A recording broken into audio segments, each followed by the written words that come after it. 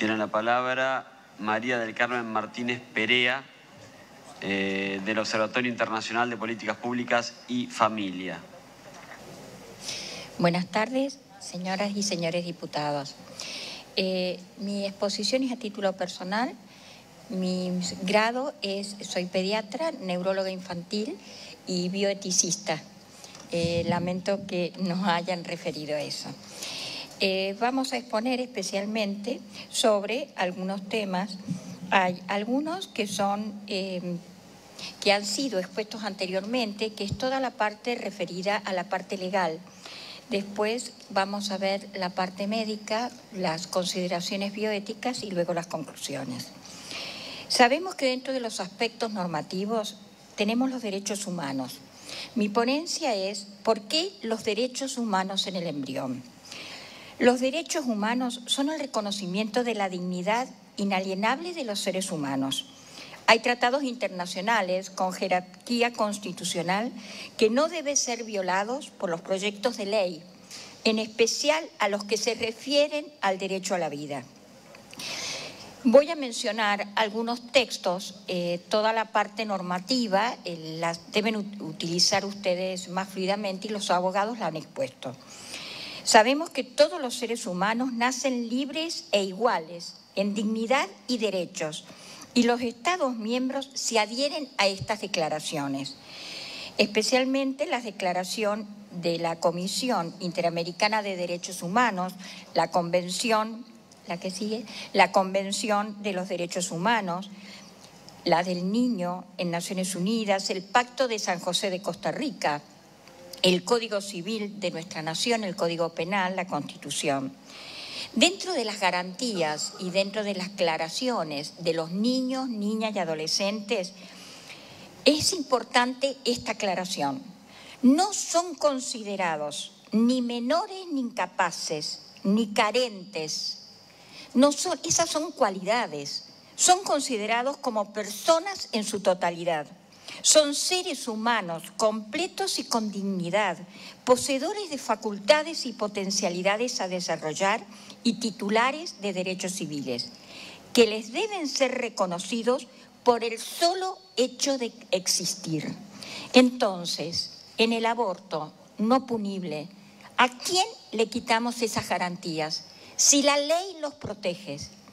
La Convención de los Derechos del Niño reafirma el interés superior del niño en reducir la mortalidad infantil y en la niñez, asegurar su aplicación independientemente del sexo, del color, de la opinión política, de los impedimentos físicos, del nacimiento o cualquier otra condición de niños de sus padres o representantes.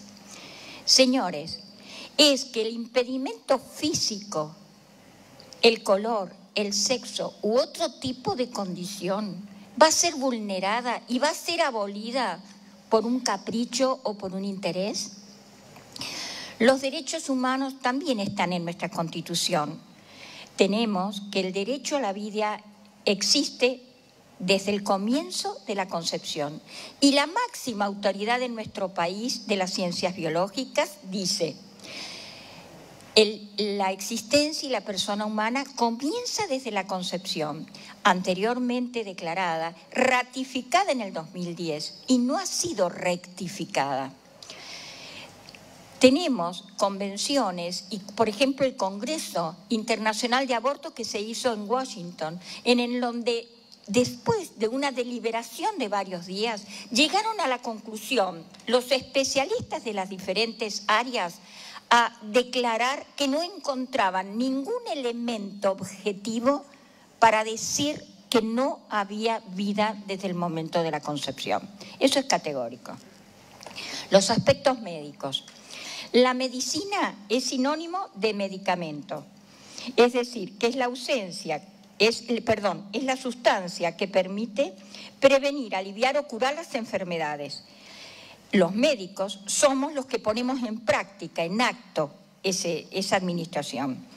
En el juramento hipocrático juramos como que tenemos absoluto respeto a esta vida humana.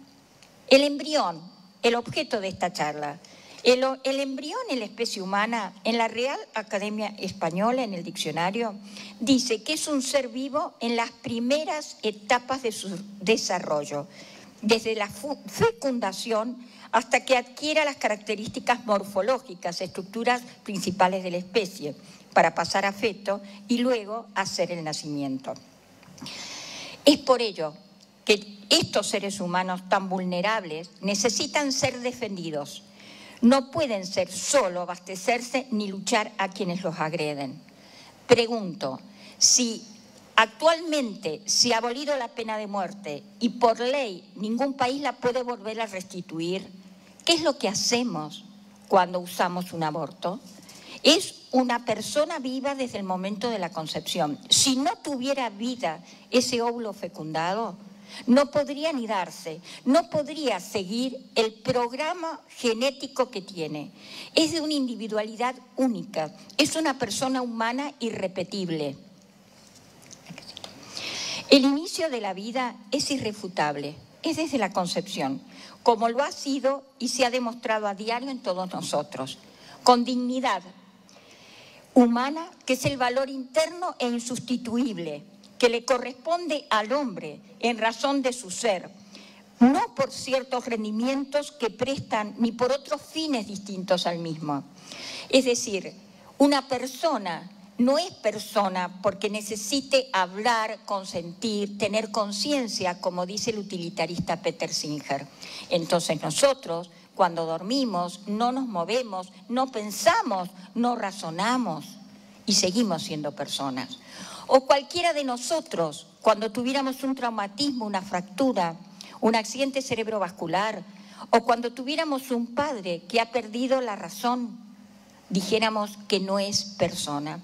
¿Cuál es la diferencia, señores? ¿Que no le conocemos la voz? ¿Que no los hemos visto?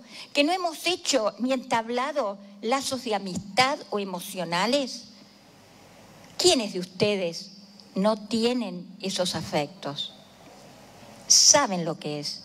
Y entonces, con el mismo derecho que queremos quitarle la vida a este niño, se la podríamos quitar a cualquier otro hijo, a cualquier otra persona, porque la única diferencia es que está detrás de la puerta. El embrión, también de acuerdo a ello, dijimos que era el... A la doctora que puede retomar desde donde le parezca más cómodo, porque por supuesto es difícil retomar cuando se produce una situación como esta. Así que, doctora, tiene a disposición su tiempo para retomarlo. Gracias. Muchas gracias. Hablamos de la parte normativa, hablamos de los aspectos médicos. Ahora hacemos un pequeño comentario bioético en donde reflexionamos sobre lo que es esta persona humana, que es el embrión, el objeto de nuestra locución.